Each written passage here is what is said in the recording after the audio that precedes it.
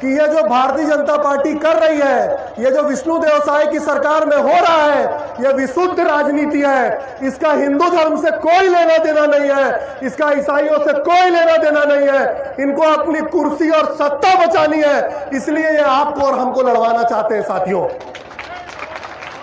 उन्होंने आया और आप लोगों से बात करने का मन मुझे क्यों दिया, क्योंकि आप और हम चाहे धर्म जो भी मानते हो, पर हम सब भारतीय हैं, हम सब एक लोग हैं।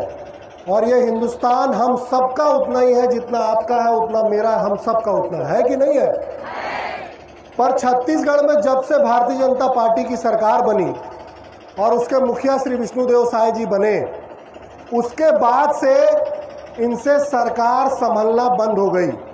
पूरे छत्तीसगढ़ में इस समय भय, भूख, भ्रष्टाचार, हत्या, सब कुछ खराब हो चुका है। न शिक्षा पे कोई काम हो रहा है, न स्वास्थ्य पे कोई काम हो रहा है, न सड़क पे कोई काम हो रहा है।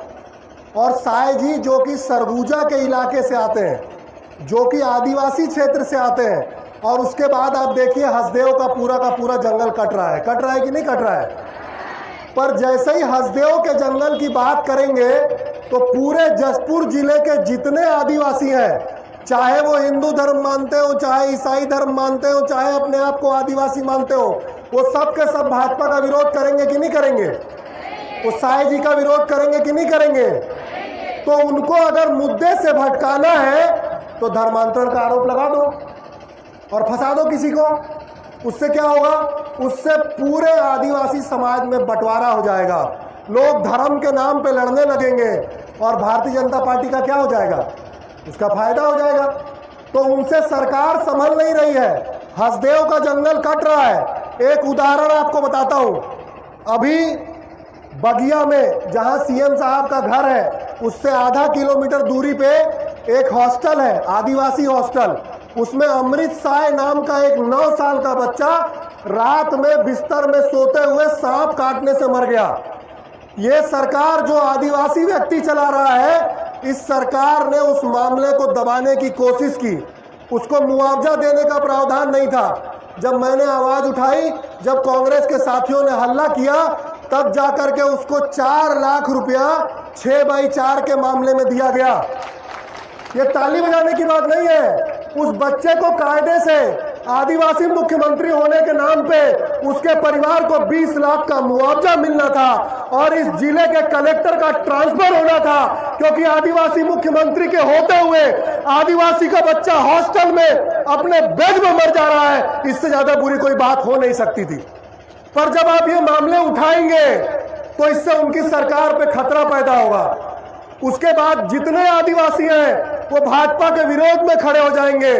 तो उनको भटकाएंगे कैसे, उनका ध्यान कैसे भटकाएंगे। तो धर्मांतरण का मामला लगा दो, तो मानव तस्करी का मामला लगा दो, तो ईसाई समाज के किसी व्यक्ति पे और किसी चीज का आरोप लगा दो और आदिवासियों को धर्म के नाम पे क्या कर दो, उनको बांट दो।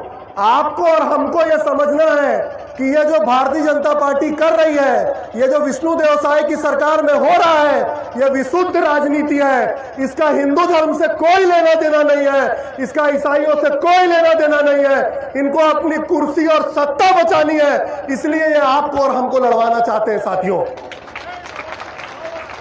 जो विष्णुदेव साय लोयला से पढ़ के गए और जितने आदिवासी और जितने सामान्य वर्ग के लोग, जितने पिछड़े समाज के लोग आज पूरे देश और दुनिया में नाम कमा रहे हैं, उन सबको पहले इलाज किस अस्पताल से मिलता था? मिशन अस्पताल में कुनकुरी जशपुर जिले के हर धर्म के व्यक्ति का इलाज हुआ है। कोई नहीं कह सकता कि किसी के घर का बच्चा हुआ नहीं हुआ, कि कोई एक्सीडेंट हुआ तो उसको बचाया नहीं गया, कोई मर रहा था तो उसकी जान बचाई नहीं गई। और आप क्या कर रहे हो? आप राजनीति के लिए मिशन के अस्पताल को, मिशन के स्कूल को टारगेट कर रहे हो। क्यों कर रहे हो? क्योंकि आपको अपनी सत्ता और कुर्सी बचानी है। पर मैं पूछना चाहता हूं इस सरकार से कि 2025 आने के बाद भी आप एक बढ़िया स्कूल नहीं बना सकते, आप एक बढ़िया अस्पताल नहीं खोल सकते, तो जो लोग समाज में सेवा का काम कर रहे हैं उनको आप टारगेट क्यों कर रहे हैं? अगर आपको प्रतिस्पर्धा करनी है तो आप एक बढ़िया स्कूल खोलिए, आप एक बढ़िया अस्पताल बनाइए, लोगों को उनकी बुनियादी सुविधाएं उपलब्ध कराइए। लेकिन ये काम इनसे नहीं होगा, क्योंकि उसमें मेहनत लगती है, क्योंकि उसमें सेवा लगता है, क्योंकि उसमें भावना लगती है, और वो भाजपा और आरएसएस के पास नहीं है। ये जो घटना अभी हुई जिसमें 2 ननों को मानव तस्करी और धर्मांतरण के आरोप में गिरफ्तार किया गया ना, उनको छुटवाने के लिए या ये बताने के लिए ये आरोप फर्जी है। चलिए, मैं तो कांग्रेस पार्टी का सदस्य हूं, नगर का अध्यक्ष हूं, तो ये मुझे बोल सकते हैं कि तुम कांग्रेसी हो, आपको बोल सकते हैं कि तुम कांग्रेसी हो, लेकिन उनको बचाने और छुटाने के लिए, दिखाने के लिए केरल के भाजपा का अध्यक्ष छत्तीसगढ़ क्या करने आया था, क्यों आया था? छत्तीसगढ़ के मुख्यमंत्री और गृह मंत्री ने धर्मांतरण और मानव तस्करी का आरोप लगाया, और केरल का भाजपा का अध्यक्ष और भाजपा का उपाध्यक्ष ये कह रहा है कि ये आरोप क्या है, फर्जी है। आपको समझ में आया ऐसा क्यों हुआ? पार्टी तो एक ही है, भारतीय जनता पार्टी, इनका राष्ट्रीय अध्यक्ष भी एक ही है, जेपी नड्डा। फिर छत्तीसगढ़ की भाजपा और केरल की भाजपा के बयानों में अंतर क्यों है? मैं बताता हूं क्यों है। जसपुर जिले में भाजपा हिंदू और ईसाइयों को लड़वाना चाहती है, और केरल में भाजपा ईसाइयों की पार्टी बनके वहां उनको मुसलमानों से लड़वाना चाहती है। तो केरल में भाजपा ईसाइयों के साथ दिखना चाहती है, और जसपुर में भाजपा ईसाइयों का विरोध करती है। मैं आपको ये बात इसलिए बता रहा हूं क्योंकि इसके केंद्र में विशुद्ध राजनीति है। जिससे भी भारतीय जनता पार्टी की सरकार बनती हो, जिससे भी भाजपा को राजनीति में फायदा होता हो, ये हर वो काम करने को तैयार है। इनको किसी बात की कोई शर्म नहीं है। इसलिए जब आज आप लोग जमा हुए हैं तो मेरा आना और मेरे जैसे अलग अलग समाजों का आना और जरूरी हो जाता है, ताकि वो ये बताए कि ये केवल किसी एक समाज और जाति की लड़ाई नहीं है। ये लड़ाई भारत के संविधान में जो अधिकार आपको और हमको बराबरी का मिला, ये उस अधिकार को बचाने की लड़ाई है। ये लड़ाई जिस भारत का सपना हमारे आपके पूर्वजों ने देखा था, उस सर्वधर्म संभाव के भारत को बचाने की लड़ाई है। ये लड़ाई भारत में कानूनी व्यवस्था को स्थापित करने की लड़ाई है। अगर कहीं कोई अपराध हो रहा है, अगर कहीं कोई कुछ गलत कर रहा है, तो उसके लिए भारत में पुलिस है कि नहीं है? बताइए, है कि नहीं है? तो वहां ये बजरंगी गुंडे, वहां ये आरएसएस के लोग, वहां ये भाजपाई गुंडे क्या करने जाते हैं भाई? अगर कोई समस्या है, कहीं कोई कानून तोड़ा जा रहा है, कहीं कोई दिक्कत है, तो आप थाने में रिपोर्ट करिए, और पुलिस अपना काम करेगी, न्यायपालिका अपना काम करेगी।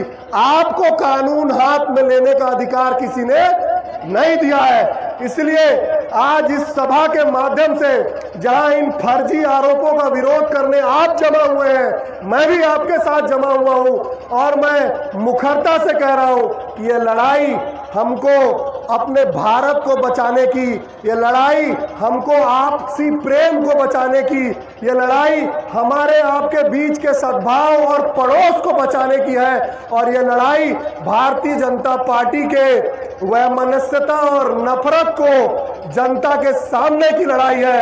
ये लड़ाई नफरत के इस बाजार में मोहब्बत का दुकान खोलने की लड़ाई है साथियों।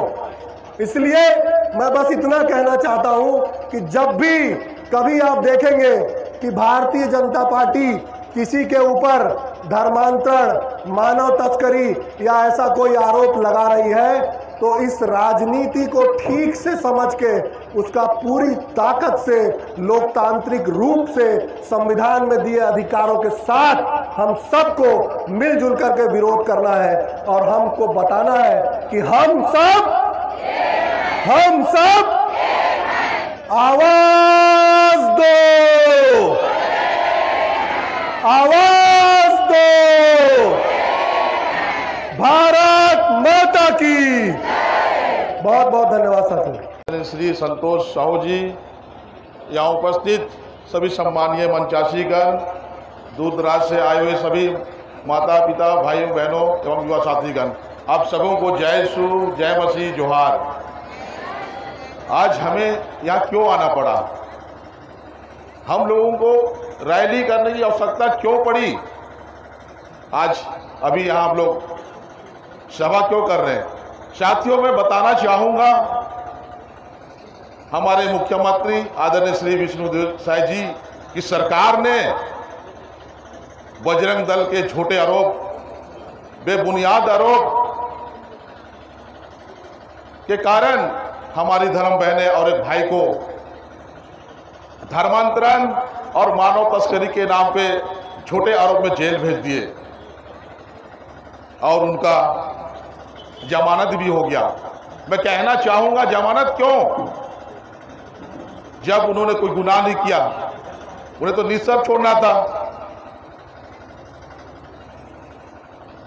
उनके ऊपर जो फर्जी एफआईआर हुआ था उसे खारिज करना था, क्योंकि जिन बहनों की वजह से हमारी धर्म बहनें और एक भाई के ऊपर धर्मांतरण और मानव तस्करी का जो आरोप लगा था, उन्होंने स्पष्ट कह दिया था कि हम लोग अपने स्वयं की मर्जी, अपने परिवार की मर्जी से जा रहे थे। आदरणीय विष्णुदेव साय जी, आपकी सरकार, आप कहते हैं सबका साथ सबका विकास। क्या यही है सबका साथ और सबका विकास? किसी को जाति के नाम पे लड़वाने का काम कर रहे हैं, किसी को धर्म के नाम पे लड़वाने का काम कर रहे हैं। आपके शासनकाल में अत्याचार इतने बढ़ गए हैं जाति और धर्म के नाम पे। आप कहते हैं सुशासन की बात। क्या यही आपकी सुशासन है? किसी को फर्जी मुकदमे में अंदर कर रहे हैं आप। मैं कहना चाहूंगा, आप ईसाइयों पर अत्याचार करना बंद कीजिए, क्योंकि ईसाई मिशनरी इस हमारे क्षेत्र में, हमारे प्रदेश में, पूरे भारत देश में शिक्षा और स्वास्थ्य के क्षेत्र में बहुत बेहतरीन काम किए हैं। इसको पूरा दुनिया जानती है, समझती है। आप हम ईसाइयों को अनावश्यक प्रताड़ित मत कीजिए आप। मैं आज इस मंच के, इस रैली के माध्यम से, इस सभा के माध्यम से कहना चाहूंगा कि हमारी जो धर्म बहनें और भाई के ऊपर जो धर्मांतरण और मानव तस्करी का झूठा जो एफआईआर दर्ज हुआ है, उसे आप खारिज कीजिए,